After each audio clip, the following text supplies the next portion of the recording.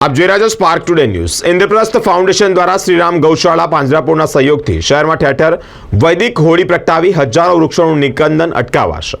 ગૌશાળા અને પાંજરાપોળને આર્થિક આત્મનિર્ભરતા કરવા અને પર્યાવરણને ધ્યાનમાં રાખી અનેક વૃક્ષો બચાવવાના સંદેશ માટે વડોદરા શહેરના ઇન્દ્રપ્રસ્થ ફાઉન્ડેશન ઇન્દ્રપ્રસ્થ યુવક મંડળ દ્વારા શરૂ કરાયેલા વૈદિક હોળીનું અભિયાન લોકપ્રિય બન્યું છે। ત્યારે આ અભિયાનને ખૂબ સુંદર પ્રતિસાદ પણ મળી રહ્યો છે। બાકરોલ સ્થિત શ્રી રામ ગૌશાળા પાંજરાપોળ ખાતે હોળી દહન માટે છાણામાંથી ઘોસકાટ હવન સામગ્રી તૈયાર કરવામાં આવશે। શહેરના વિવિધ વિસ્તારોમાં સ્ટોલ પણ ઊભા કરવામાં આવશે। ઇન્દ્રપ્રસ્થ ફાઉન્ડેશનનો મુખ્ય ઉદ્દેશ ગૌશાળા અને પાંજરાપોળને આર્થિક આત્મનિર્ભરતા કરવાનો અને પર્યાવરણને ધ્યાનમાં રાખી વૃક્ષો બચાવવાનો છે। જય ગૌ માતા, જય જલારામ, જય શ્રી કૃષ્ણ। તો દર્શક મિત્રોને જણાવવાનું કે ગાય માતાના ગોબરમાંથી આ એક ગૌ સ્ટિક બનાવવામાં આવે છે।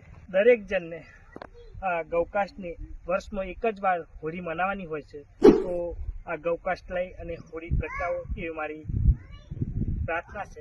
ઇન્દ્રપ્રસ્થ યુવક મંડળ જે ઇન્દ્રપ્રસ્થ ફાઉન્ડેશન ચેરિટેબલ ટ્રસ્ટ તરીકે જાણવું છે, વડોદરા શહેર માટે સમાજ માટે કંઈક ને કંઈક આગવું પહેલ ધરાવતું હોય છે। આપ સૌ જાણો છો કે હોળી નજીકના ટાઈમમાં આવી રહી છે, તો અમારા મંડળ તરફથી અમારા ટ્રસ્ટ તરફથી આ વખતનું આહ્વાન છે કે વૈદિક હોળીનું એક બહુ સરસ રીતે આયોજન થાય। વૈદિક હોળી કેમ મનાવવી જોઈએ એના અમારી સાઈડથી અમારા બે ઉદ્દેશ્ય છે। એક તો સૌથી પહેલું એક તો ઇકો ફ્રેન્ડલી હોળી દરેક સોસાયટીવાળા દરેક જગ્યા એરિયામાં મનાવતા થાય, અને બીજું ઘણી બધી વખત એવું જોવામાં આવ્યું છે કે ગૌશાળાઓમાં ઘણા બધા પ્રોબ્લેમ છે, કોઈ એનું કરતા અડતા નથી હોતું।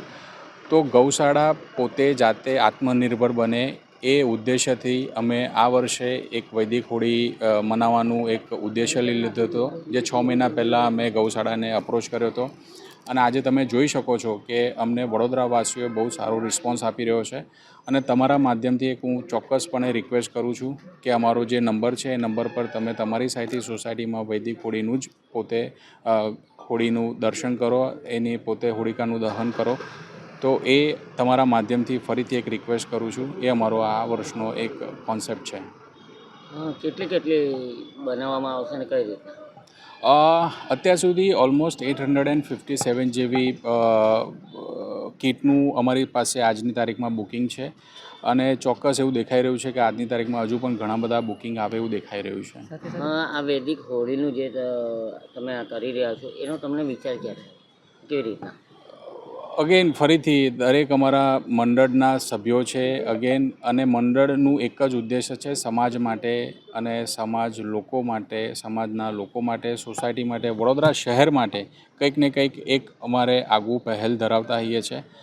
અમે ઘણી બધી મંત્ર વિચારણા કર્યા પછી આજે અમે પર્સનલી 3 મહિના પહેલાં એક જગ્યાએ ગયા હતા, એપ્રોચ કર્યો, 6 મહિના પહેલાં ગયા હતા, તે વખતે એપ્રોચ કર્યો, અને અમે રસ્તામાં આવતા જતાં અમે એક વસ્તુ જોયું કે ઘણી બધી જગ્યાએ આપણે ઘણા માવતરથી આપણે જોતા આવીએ છીએ કે ઝાડનું રોપણ થતું હોય છે, અને જ્યારે આપણા પોતાના ફેસ્ટિવલ માટે એ જ્યારે છંદન થાય છે ત્યારે આપણને કંઈક ને કંઈક આપણી લાગણીઓ દુભાતી હોય છે। તો એ અમારી સાઈડથી અમને એ વસ્તુ નક્કી કર્યું કે ભાઈ આ વસ્તુ આ ના થવી જોઈએ, એના માટે આ ઉદ્દેશથી અમે લોકોએ આ શરૂઆત કરી છે। પૂજાની સામગ્રી પણ આપવામાં આવશે? હા, ચોક્કસપણે એ ચોક્કસ કહી શકું કે એમાં છે ને ઓલમોસ્ટ 7 પ્રકારના ધાન્યનું અંદર સમાવેશ છે। ગંગાજળ છે, 200 ગ્રામ 250 ગ્રામ ગાયનું ઘી, શુદ્ધ ગાયનું ઘી એમાં સમાવેશ છે, 200 ગ્રામ તમારો કપૂરનું પેકેટ છે, શ્રીફળ છે, અબીલ ગુલાલ, દરેક જાતના સામગ્રી જે હવન માટેની જરૂરિયાત છે એ દરેક વસ્તુનો અંદર સમાવેશ છે। ઇન્દ્રપ્રસ્થ દ્વારા અનેક આવા સેવા કાર્ય કરતા હોય છે, એ વિશે શું કહેશો?